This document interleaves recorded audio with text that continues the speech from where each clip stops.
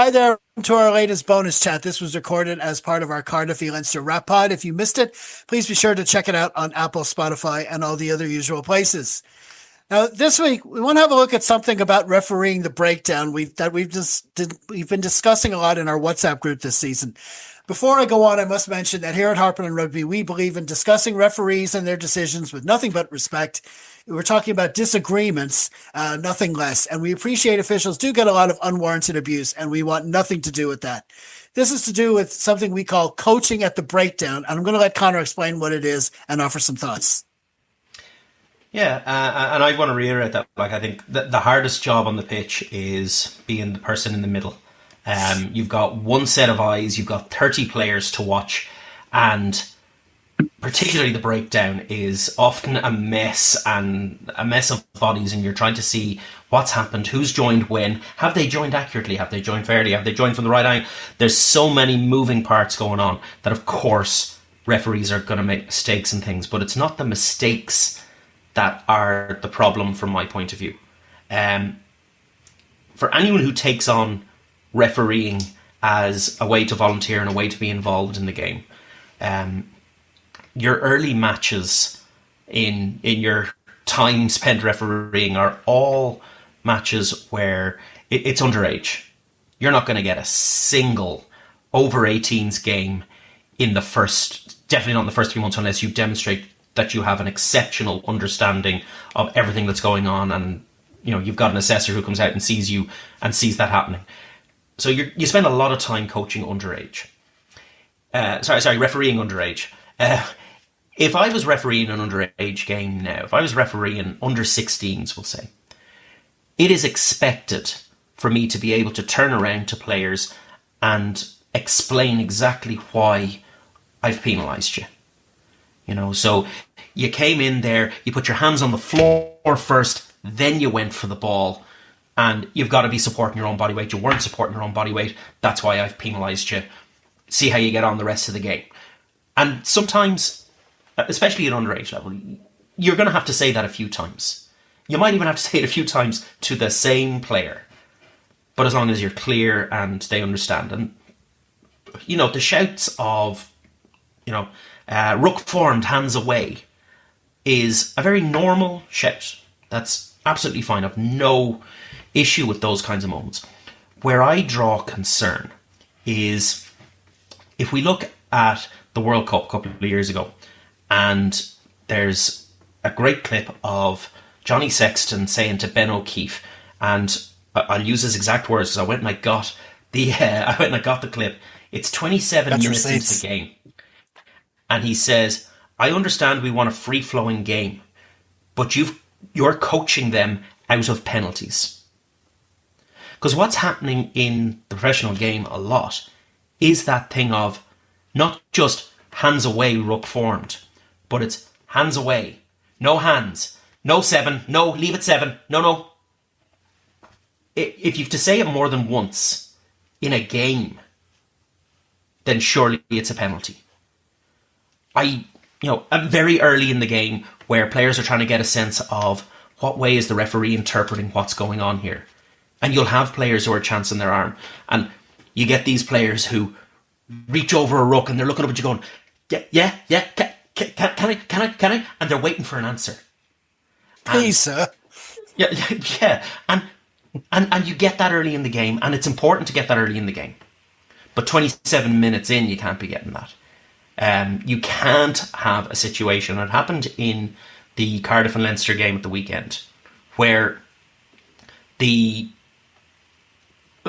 regardless of the ones at the ruck, the one that really bugged me was that the ref calls their tight head over. Not even the tight head has come to the ref and said, excuse me, sir, do you mind if I ask you, you penalised me at the last scrum. What's going on there? The ref calls him over and tells him why he's being penalised. That's not your job. That is not your job. Your job is to referee, and if he's doing something wrong, you tell him he's doing something wrong. I have never been a big fan of Romain Poite, ever. But my favourite Romain Poite moment comes from the 2017 England versus Italy game, where the Italians figured out, if we don't get engaged, it's not a ruck. If we don't put our heads in there, it is not a ruck. If the England players pile in to defend the ball, they're creating something, but there's no offside line because there is no ruck. We're not there. And we could all see it on the telly. We could all see what was going on. And the England players couldn't figure it out on the pitch. And James Haskell and Dylan Hartley, everyone's favourite hooker, Dylan Hartley. I have a friend who constantly reminds us that he has as many Lions caps as Dylan Hartley. But the two of them are standing there with Poit, and Poit says, I'm the referee, I'm not the coach. Ask your coach. I'm the referee. That should be on a t-shirt. The referee's job is to interpret what he sees going on, or she sees going on the pitch. Not to coach professional players out of it. 100%. Underage players need that coaching. And the first 10 minutes, I'll forgive some of that coaching. That scrum where he calls the tight head over, that's whatever, 20-something minutes into the game when he calls him in. And we've already had a few scrums at that stage. And just because he lost one, your job is to tell him, if the captain comes to you and says, sir, why did we lose that scrum? Fine, you lost that scrum because your tight head had a bad angle. And we've seen referees who say particularly to packs, show me a clean picture and dominance and I'll reward you. But if I'm not sure, if I think one of you is boring in, or I think that there's something fishy going on in that front row, I'm not going to reward it. If you're shoving too early, if you're not holding your brake foot, I won't reward that. But if you show me clean play and dominance, you get rewarded for it. And what we've got going on in the game is that referees are not rewarding players for doing well. They're giving players opportunity to escape the penalty. And yes, we do all want a free-flowing game. We don't want the whistle blowing every time there's a ruck. But we do if it's our penalty. We do if the other team is in the wrong. So we can't have a situation where we saw it against...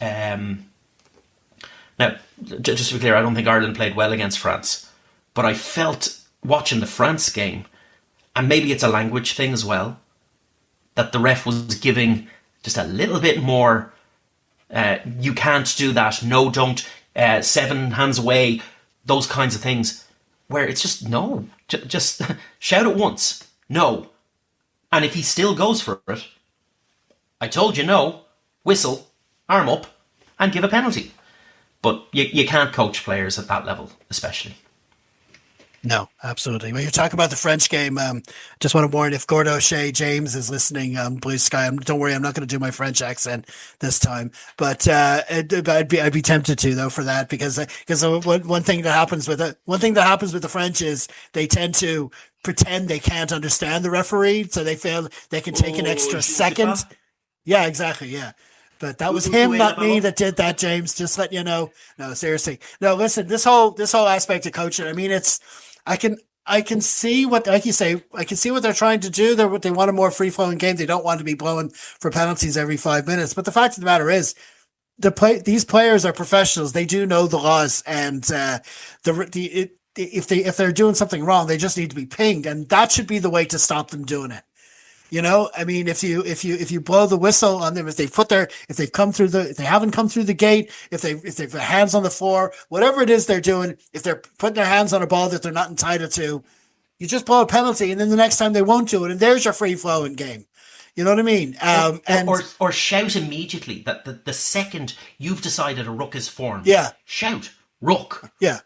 And, I mean, there's fine margins. There is fine margins, but it's. Once you commit to doing this act of coaching, it's very difficult to find consistency with it. We had a situation in the Cardiff Leinster game as well, in the lead up to our try, where the ball was at the back of the ruck, and 2 Cardiff players were looking to come through, and they stopped. They looked at the ref. The ref said absolutely nothing. He didn't move. This time he didn't coach. He didn't say anything. And then the scrum half came up and played on. And then the ref turned to the two guys and said, "You could have taken that." You know what I mean? Whereas other refs would have gone, "Ball is free." You know, that's a free ball. The ball is out. So it is difficult to know, like, what you. I think the players would have been expecting him to say that if the ball was out, but it was a bit mean to tell him afterwards, "Oh, by the way, you could have gotten it." You know what I mean? So it's so hard. This highlights that what we want is consistency. Yeah, we want consistency. We want it to be fair for both sides. That if you've pinged one team for being offside, you ping the other team for being offside. If you've pinged one team for hands in the ruck, if it happens on the other side, you do exactly the same thing at exactly the same pace. If you're saying, "Well, he's got his hands on the ball, I'll give him a count of 3 and then I'll blow the whistle." But on the other side, he got his hands on the ball, I'm only counting to 1 and now I'll blow the whistle and it's a penalty. It has to be consistent, and not just consistent for one referee within a game, but consistent from referee to referee. And again, it's interpretive, it's subjective, because they are laws and not rules. You can interpret them and you can work around them. But when you are working around them, I'd love to see guidelines coming out for the referees where it says, if you see clearly hands on the ball with no hands on the ground first, give it about a second, and if he still has his hands on the ball, blow the whistle. Or give it 3 seconds, give the other team time to clear him out. Or not, whatever it is, but consistency across everybody and consistency within the game as well. Yeah, absolutely. There was a referee, unfortunately, he retired only recently, and ironically, because he was getting bad abuse on social media, Chris Busby. I had a nickname for him. I called him Dr. No, because basically his way of coaching, all he would do was, he saw someone coming to breakdown, he'd just go, "Nope." That's all he'd say is no, which actually wasn't a bad way of doing it. It's just one word. It's just saying no, and the player would stop and whatever. And but you end up saying it a lot at breakdowns. And in some case, if the player has the intent, I still think that the best way to do it is let him do it, ping him, and then he should know the next time. That's the ideal scenario. But I think they are conscious of the game being stopping for penalties every 5 seconds and stuff. But then again, and nothing's going to stop the players trying to find ways around the laws. It's an arms race. It always will be in rugby. They'll tighten up these rules here, these rules there. They'll do this, that, and the other. But then the coaches and the players, they'll just keep coming up with more ways around them, but that's all part of the game as well. But it is frustrating when you see referees, and it's the same when it's your own team, flip the jerseys. It does work both ways. When the referee's getting involved saying, "Don't do this, don't do that, don't do this, don't do that." There has to be a line drawn somewhere where it's too far, So I don't know. Yeah. It's an interesting topic for sure. The referee, it's not just the hardest job on the pitch. It's the most important job on the pitch. If we don't have referees, we don't have games. And I wanted to be clear, I'm not in any way trying to target any single referee in what I'm saying here. I know I've used a couple of examples of things that have happened in matches, but I'm not targeting any individual referee because I know how hard it is. I've been the man in the middle. I have held that whistle. I have learned important things like, how hard you blow your whistle when it's a penalty and when's the right time to send someone off and these things. So I genuinely, I really believe in the importance of respect for the referee, and as I say, all we're looking for is just that little bit of consistency and that clarity. And it's not your job to tell him he's wrong, or it's not your job to tell him why he's wrong. It's just your job to tell him that he is wrong. It's the coach's job to work it out from there. Yeah, absolutely. I mean, I'm the same. I mean, I think it's like social media can be a cesspool sometimes, and the kind of abuse, and it often gets directed at the ref and people, a few pints on them and a phone in their hands, and they're looking at their team losing, and when they get to a stage where the team ships any penalty and they think the ref's got it against them, and that's all totally wrong. The referee is rarely the reason that your team lost. Absolutely. I'm not saying it never happens. It's occasionally a decision from the referee can greatly impact the result of a game, but he's not the reason your team lost. So absolutely. There's no point in being a keyboard warrior about it. And by the same token, though, as well, I don't believe that the anecdote to that is to never critique the referee. Do you know what I mean? I think that's going the other way. It's like so there'd be some people might think, oh, we're doing a whole 15-minute video on refereeing, therefore we're part of the problem. I don't believe that. I think we should, like you say, they're laws, not rules. They're things to be interpreted. If we as fans watching, we see what the players are doing, we don't think we're better than the players, but we see what they're doing, we think we have an opinion. We think maybe they should do this a different way. We see referees making this interpretation. We go, well, maybe it would be better for the game of that. I mean, that's all part of the discussion. And I think it's important to keep that discussion. And that's it, Riesling. Once you know where the line is and not to go too far. Exactly. And whoever's in charge of refs will be aware that these discussions happen. And hopefully we'll find, if there's anyone out there having a good one, I don't know if the people will count this one or not, but that if there are good discussions, that they're listening and saying, yeah, well, the fans are saying this, and we want, the game is as much for the fans as it is for the players. So do we need to look at it? Do we need to examine? And it's part of the discourse. This, as you say, it's not criticism, it's conversation. Absolutely. Okay, listen, Conor, we're going to leave it there. Many thanks for that. And if you, the viewer, have any thoughts on refereeing the breakdown, or indeed anything you'd like us to harp on in the future, please leave your comments below. And sure, while you're at it, be sure to like, share, and subscribe as well.